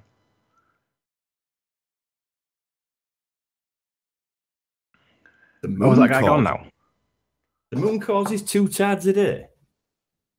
How does the moon cause the tides? What I'm asking. Well, I don't think it does. I think the tides just come and go as the water expands and contracts on the surface of the planet. Do you know, that's probably the most intelligent thing I've heard you say. Is it? That's nice. Paper explainer, why don't you come in and correct us on how I don't know anything about the tides? Maybe you could prove causation with the tides, you know, show the causal effect that the moon causes the tides. Because I'm calling bullshit. Come and show us. Jury. Actually, explanation by proof is one of the strongest logos. What? Explanation by proof is one of the strongest logos. We have 2 tides with 4 periods as the moon's tidal forces. Gravity, right? That makes no sense to me whatsoever, Suri. Explanation by proof is one of the strongest logos. I have no idea what that means. I don't know, but getting everybody to see that same proof all at the same time is a very difficult thing. You might only convince the people. I'd like to see the explanation that are in your group of this, but the rest because of the world then I'd like you to show the causal link, to show causation.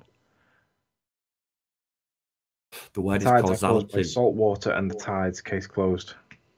Yeah, because I want to know why paper thinks that the tides are caused by the moon when the moon should affect fresh water, and it clearly doesn't.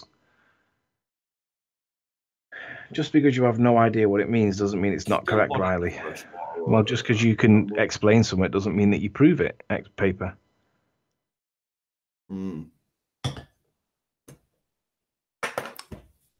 Paper, what evidence have you got that fresh water is affected by the moon? Come on, let's see that.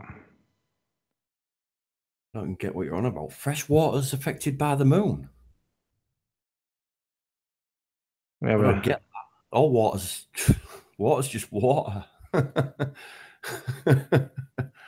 Whether it's fresh or salty, I don't know. Water's just water to me, you know.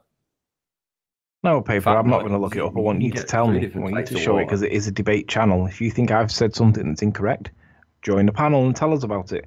I'd love to. You can get 3 different types of water. You can get salt water, fresh water, and brackish water. What kind of telescope have you got? Where salt and fresh mix together. What kind of telescope have you got? But at the end of the day, I mean, still water usually. I mean, fresh water is usually in still bodies. It's usually moving out of a still body into a stream, and the stream obviously moves the fresh water around. But you know, 99% of the water on the planet is all like really salt in it. What kind of telescope have you got then? I don't get it. You know, it's like how does the moon affect the tides? It's like I don't think the moon has anything to do with the tides, to tell you the truth. I think the tides. What telescope have you got then? Do. So, what telescope do you have? It's a Breza 900. Oh wow! How long did it take you to Google that?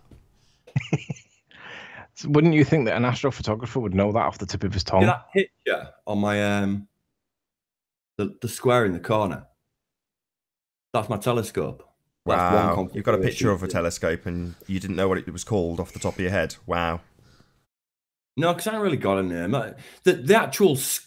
The OTA, the optical tube assembly, is called Breza. It's from Breza, but the rest of it's hybrid. The back end of it, the stand, everything is all hybrid. I bought it all individually and built it myself.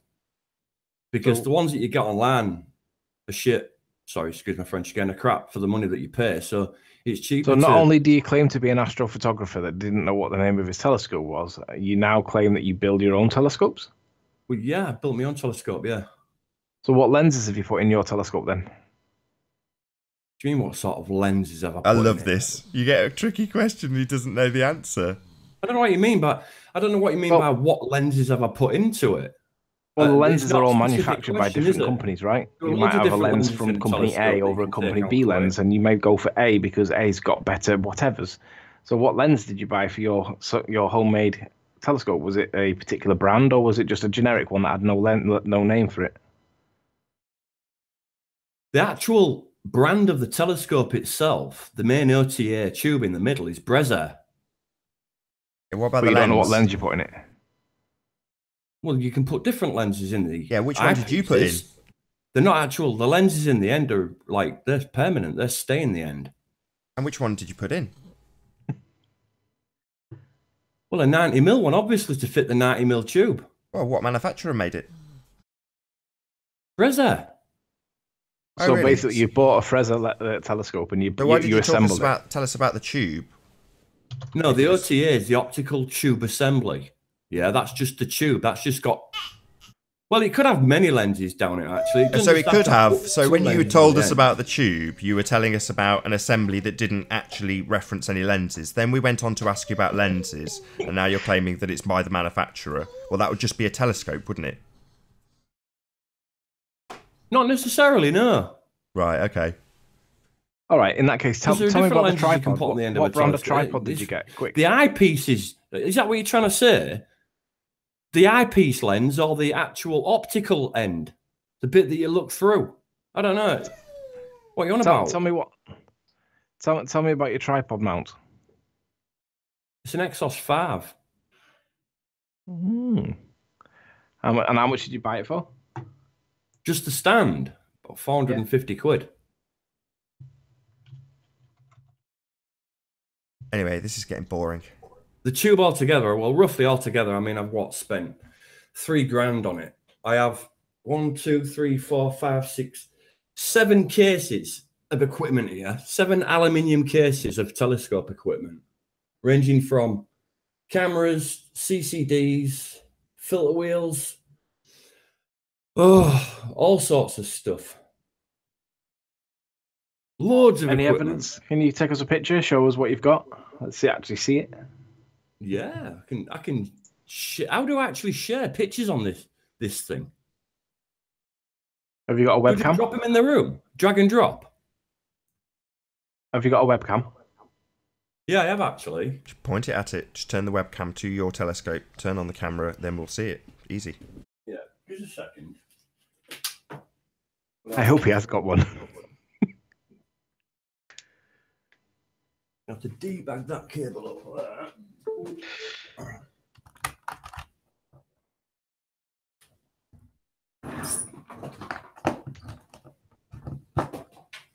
So I'm just moving a cable.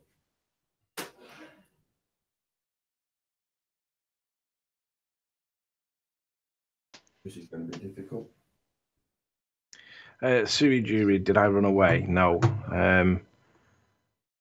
What am I running from?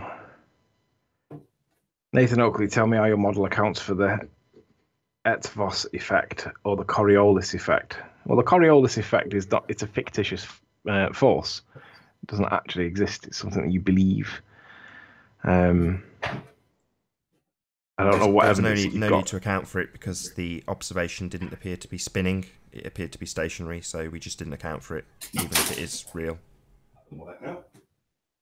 And I don't know what evidence that you've got to accept that the Coriolis force is really a thing, but I'd like to see the evidence that you accept for the Coriolis force being anything other than fictitious.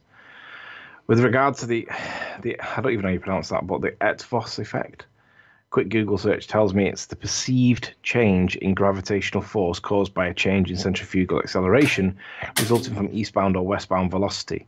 Well, anything that's perceived isn't really proven. It's not factually true, accurate. It's not a real thing. So if you can prove, again, that if you can prove that the Eötvös effect is a real thing, how would you do that? Usually, most people would flick to Wikipedia. Quick look on Wikipedia says it's the change in perceived gravitational force. Show us the evidence that proves that it's there. I'm looking down at the maths. I don't think there's any way you would ever be able to prove that it's really there. It becomes gobbledygook. You listening? Case 1. Wow. Take it all back. Stand corrected. That's just. Oh, is he showing it? He is. That's just the finder scope.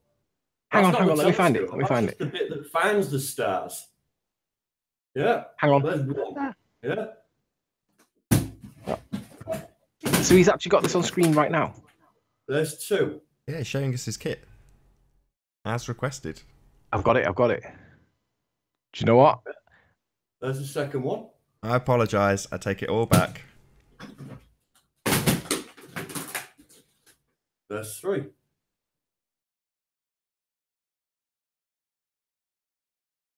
Cool. Very cool. That is cool. I stand corrected, sir. I apologise. You do seem to have more kit than I gave you credit for. Where's the actual scope? It's in the He living room. did show it at the beginning. Oh, did he? Yeah. Very good. Thank you for justifying our inquisition. That's case 4. I've got another 3 cases as well to show you with more. I believe you at this point. You can show us if you want, but No, I want to see. I definitely believe that you do take photos of the stars. Yeah, and I can't get to them because they're all online, and I am online at the moment on that sort of online sort of thing, if you get what I mean. But yeah, at the end of the day, it's, you know, refracted light does actually alter things. Yeah, it alters our perception of what we see. It alters the perception and depth of field in what we see. I agree. It creates unfocused. So tell us about refracted light. Does light only refract down? Weird. It's all strange. But yeah, Tell us about refracted light. Does light only ever bend down or refract down? Yeah, you see, refracted light is difficult in astrophotography for myself and for a lot of other astrophotographers out there because of the makeup of it. It's an electromagnetic field, basically. That's all it is. And But does refracted light bend down, or does it also bend up? no, it only bends down. It can't bend up. Really? Light I can show you some come down evidence where it because does bend up. Light comes from the sun, and it shines through the atmosphere at an angle towards us as we look at it, or whatever perspective we look at it through. But it's like it depends on the conditions because, you know, it's all to do with the atmosphere and what how much actual water vapor is in the atmosphere. Really, it's all to do with vapor and water, yeah, and how much is actually held up there. You know, when it looks like a clear day, it's not really a clear day. There is actually like vapor there. It's just that it's that high up you can't see it. You know, it's a weird thing. Yeah, light obviously bends through something called the electromagnetic spectrum, and you put light through one minute, minuscule little piece of water vapor, yeah, and it bends it. Obviously, it does. Bends the light. It doesn't bend it uniformly. It bends it in all different directions because the magnetic interference from the planet and from the sun both act on each other and create a magnetic wave variance that's scattered all the way across the planet surface. And it's not uniform.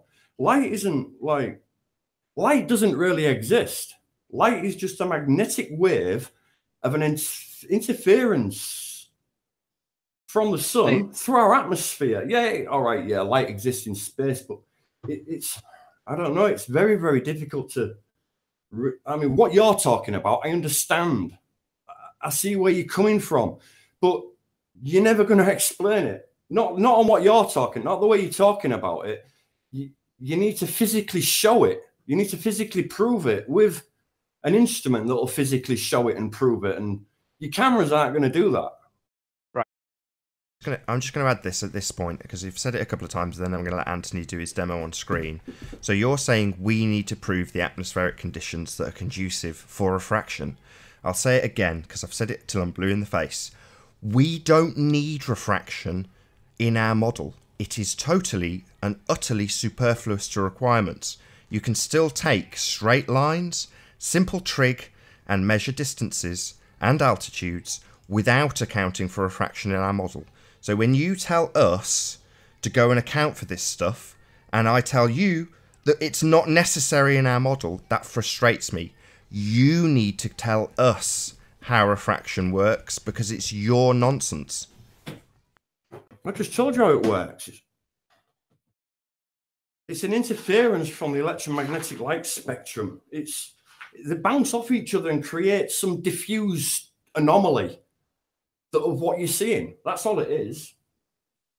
Can you see my screen? Yes. It's crazy. It really is. Yeah, you can't, I don't know. It's like going up to somebody and say that's never seen a flower before. No, not a flower. Nathan, what's his name? It's like going up to somebody and trying to explain a car engine to somebody that nobody's ever seen a car engine before. It's like that's what you're trying to do in this conversation. Right, stop talking. Stop talking a minute, please. A physical Can you hear thing me? into perspective that you can't. Stop talking for a sec. Can you hear me? Man.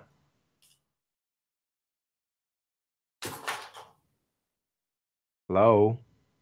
Hello? Yeah? You can hear me, yeah? Yeah, you just told me to stop talking, so I stopped talking, and now you're saying hello. It's like, okay. Press the button at the bottom of the Hangout so that you can see my screen. You'll see some lights on screen. Let me know when you've done it. Yeah, I've got you up. Right, you can see what I've got on screen now. Right, these are 7 lights that are placed at set distances from each other, and they disappear into the distance over about 7 or 8 miles. What's happening to the lights? Can you explain what's happening to the lights relative to each other, please? Nothing's happening to the lights. They're all staying exactly where they are. I don't know what you mean. What's happening to the lights? They're getting smaller as they go away. I know that. I've put a line on to help you see what's happening to the lights. The line doesn't move at any point. The line is stationary, doesn't change its position throughout the clip. Can you now tell me what's happening to the lights relative to the line? The bending. Right.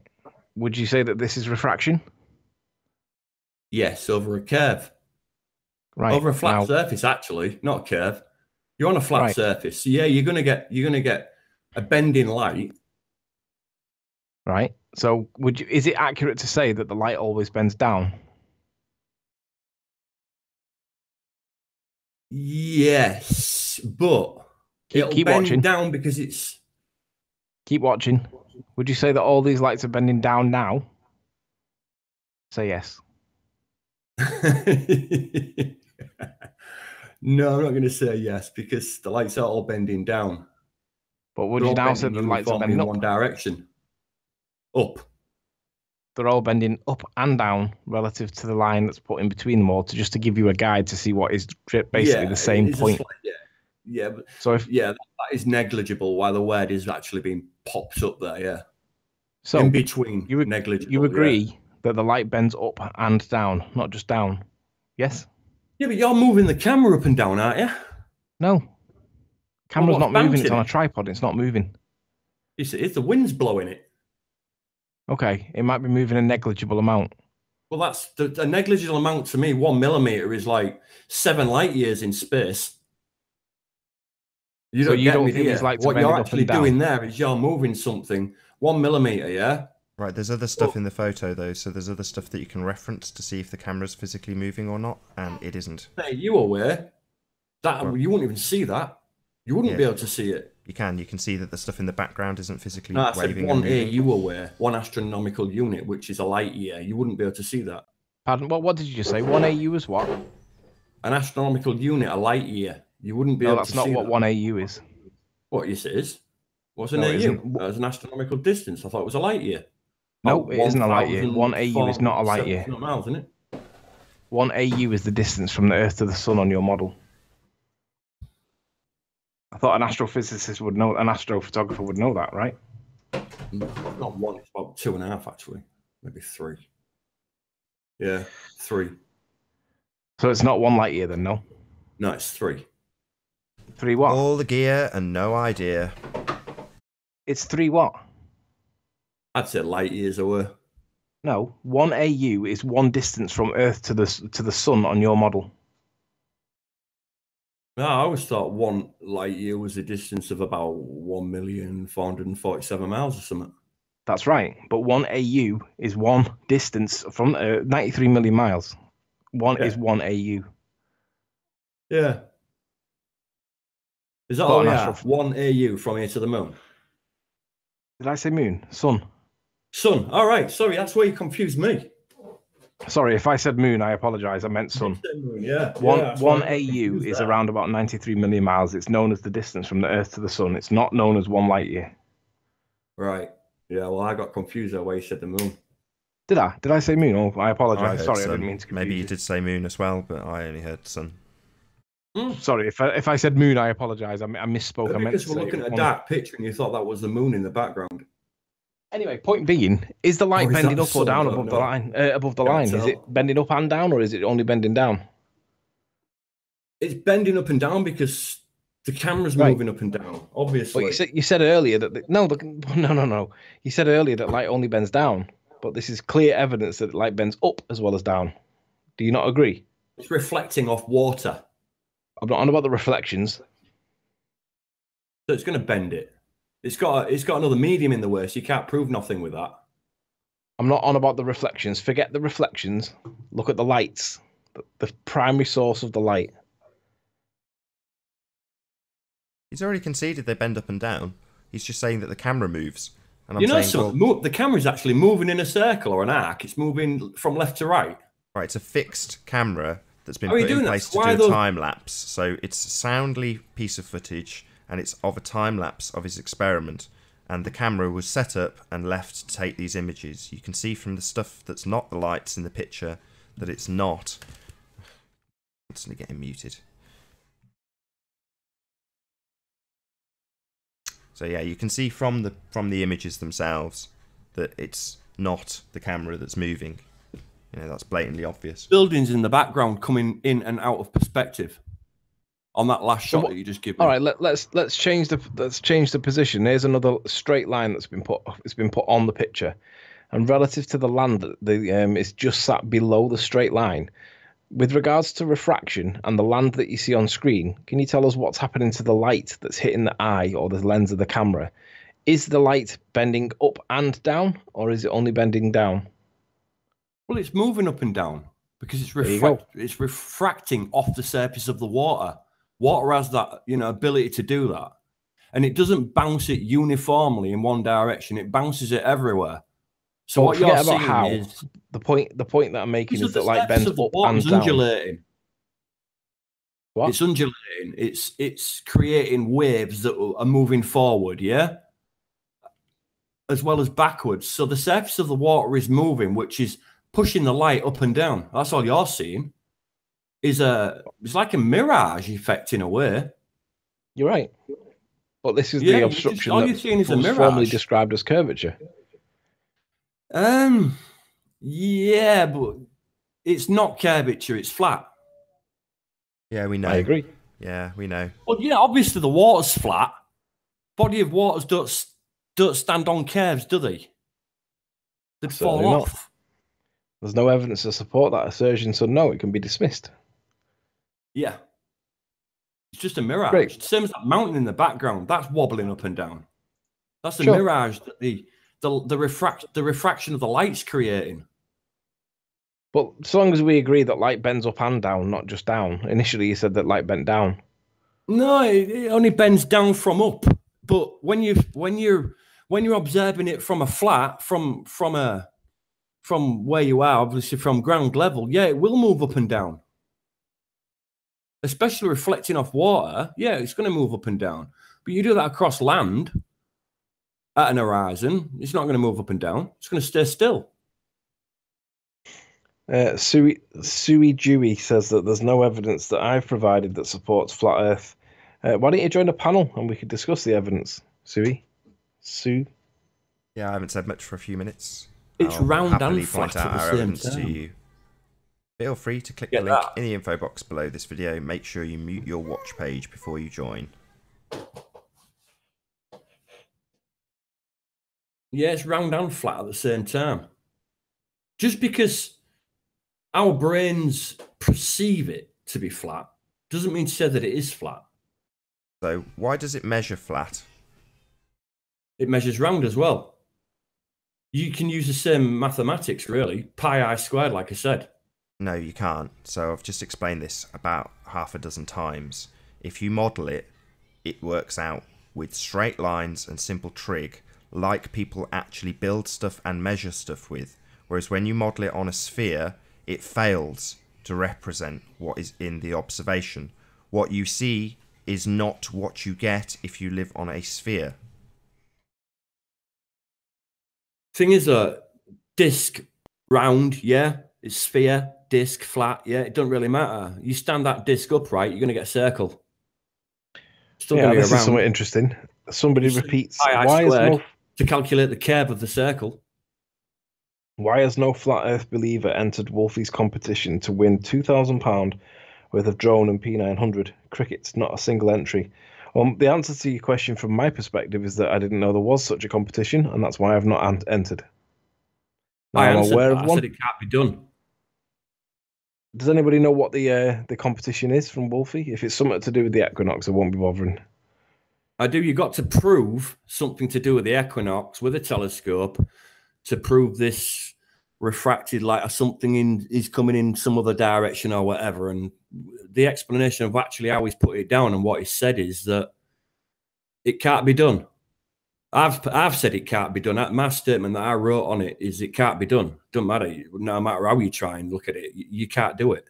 So you're familiar with the challenge from Wolfie, right? Yeah. Do you want to explain it to us? Because this is literally the first I've heard of it. So tell us. Moving a right ascension arc, and they're fixed to the North Pole. Or obviously not just fixed to the North Pole, but you fix them to the North Pole. You center it to the North Star, Polaris. Obviously, in your southern hemisphere, then you're going to have to pick another couple of stars from somewhere else to triangulate too. But as long as you're within that plane of that right ascension arc, all the angle that moves is the RA. Yeah. Everything else, the heavens move anti-clockwise to us. The Earth moves clockwise to us. So all you're doing is you're making sure that that arc in the sky, that curve, stays within the boundaries of that right ascension. That's all you do. And what he's trying to explain on that, whatever it is that he was talking about, is the equinox and all that, is that it can't be done because the precession of the equinox is turn anti-clockwise to what we turn. And we all turn like as we do, and you know, all the stars in the sky and they all dance about and all that, you know, but you know, no, they're fixed. They can't be changed. Maybe in 60,000 fucking years, maybe Polaris will change and we'll pick another Polaris star. I know you're not triggered, but just try not to swear. Past. But you know, no, it just can't be done. Just put it in a simple sentence for us. What is the challenge that he's asking us to do? Simple challenge is to prove the equinox of. Is it something? It was a long time since I last read it. To prove the equinox of the planet or the moon, I don't know, something like that, with a telescope, and it's like he's right. So he's trying to explain something backwards. You can't do it. He set a challenge that was impossible, basically. Track the circling flat Earth sun with a single plane tracking telescope mount. Track the circling flat Earth sun with a single plane tracking telescope mount. Is that what the challenge is, Dell inquiry? Yeah. Well, the single plane is right ascension, which is RA, which we go right, which obviously because we go clockwise, and the equinox and everything, and the whole planets and everything move backwards. They move anti-clockwise. Right. So here's a straightforward response to Dell. Dell inquiry says it's to do with following the sun with a single plane tracking telescope mount. You can do this yourself with your own eyes. Go outside at midnight. And wherever, basically, you need a midnight where the moon is out, because sometimes the moon is elsewhere. Like you don't always have the moon in the night sky. But when there is the moon in the night sky, go out at midnight and you will see that there is no lunar eclipse. Okay? At midnight, when the moon's in your night sky, it's supposed to be blocked by the Earth, which is 4 times bigger than it. And it's supposed to be that close to it that it cannot see any sunlight. It should be getting 0 sunlight whatsoever. And you can see that the light from the moon is lit up perfectly, and that should not be receiving any light from the sun. It'll be pointing on a flat plane to where the sun is projecting the light from. But in real world, at midnight, you'll see the moon in the night sky. The sun should be under your bum, should be under your feet. That's where it should be. So you can see, you can prove that this nonsense about orbital mechanics and the plane of the sun and the trajectory of the sun. It isn't going round a ball. It's not rotating round our asses. It's going round on a plane, and you can see that at midnight with the moon. You don't need a telescope to do that. You got to remember, Galileo got imprisoned for his entire life for trying to prove something like this, you know. And then, so when they paper proved him explanator right, says, it was dead. Paper a bit later, explanator says, what complete nonsense, right? Don't Remember, die trying to prove something. Remember that the distance from the Earth to the moon, relative to the distance to the moon or the Earth to the sun, the moon is 0.25 of 1% of the distance to the sun. Basically, it sits right on top of us relative to the sun. We are 4 times bigger than the moon. So when it's when it's midnight and the sun is the opposite side of the world to us, if you've got the moon in the night sky, it should receive no light because of the proximal relationship between the Earth and the moon. It would get no light. However, Paper Explanator thinks that that's nonsense. Well, go and get it on any model. Show the distances involved. Show the scale on any model. It sits in the Earth's shadow. It gets no light at all. No, it's 5% ecliptic plane. Well, look how close to the Earth it actually is. It's 0.25 of 1%. It's right on top of us.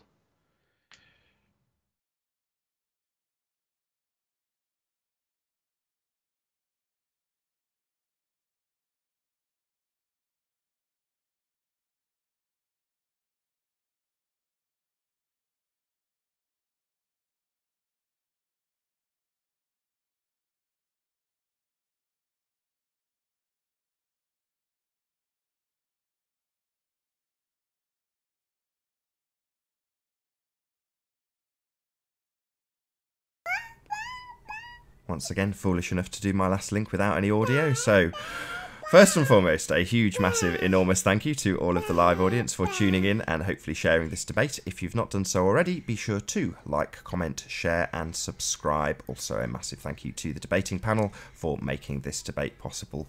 One last time, I've been Nathan Oakley and I will see you all in the next video.